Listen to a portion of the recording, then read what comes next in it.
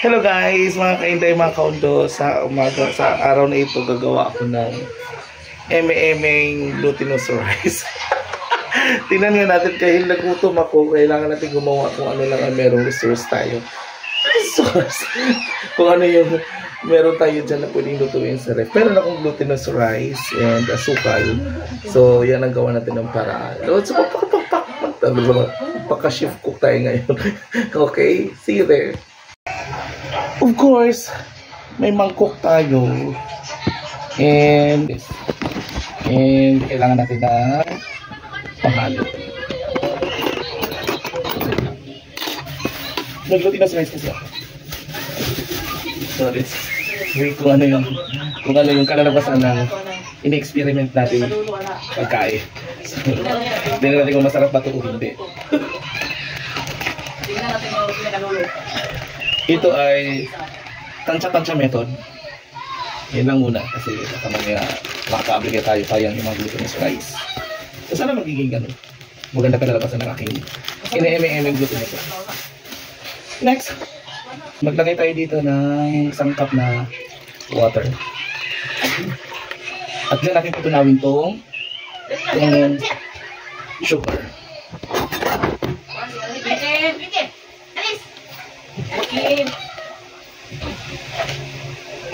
Mas siguro yan. Ito yung tansya-tansya tansya-tansya method. Tunawin natin.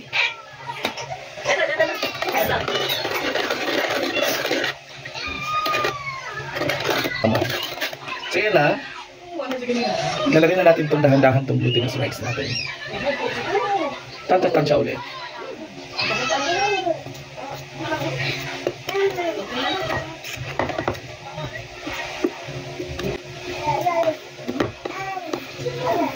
Haluin natin siya hanggang sa mag-sticky yung kanyang consistency.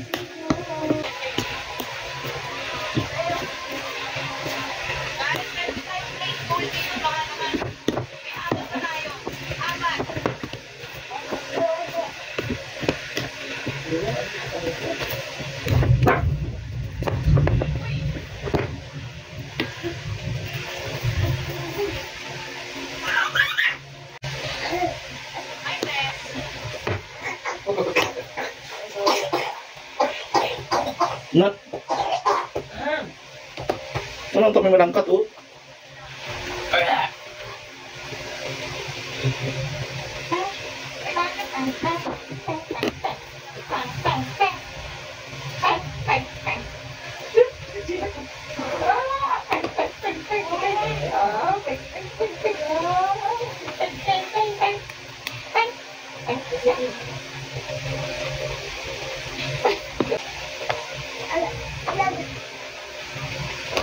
Ilagyan ko ng margarine sa gitna. Let's see kung anong lasa nito.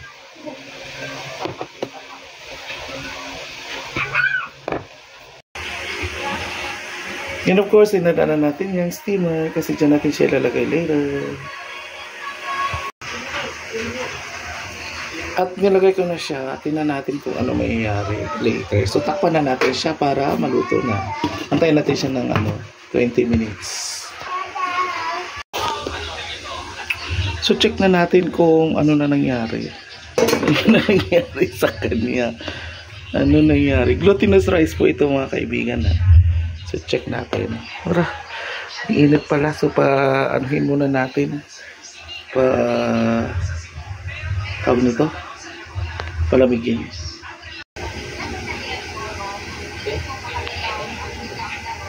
Yan na siya guys. So tikman ka natin. Tanggalin muna natin sa kanyang lagayan.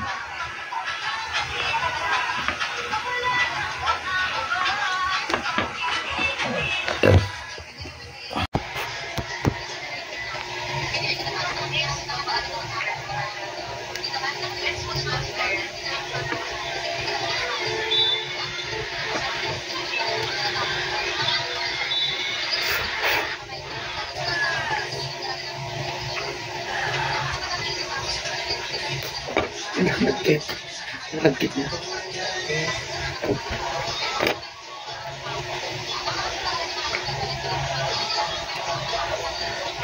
Grabe. May matanggal.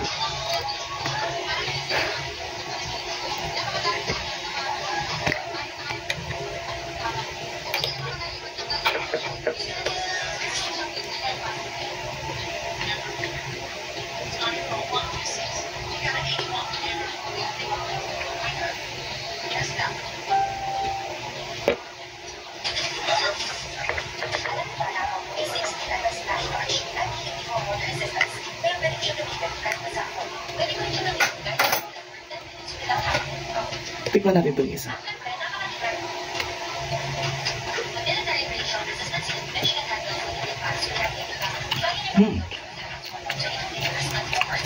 Sarap.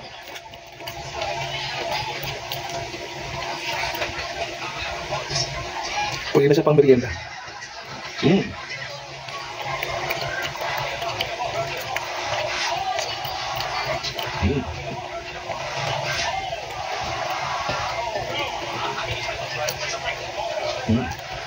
So guys, thank you for watching. See you in my next vlog.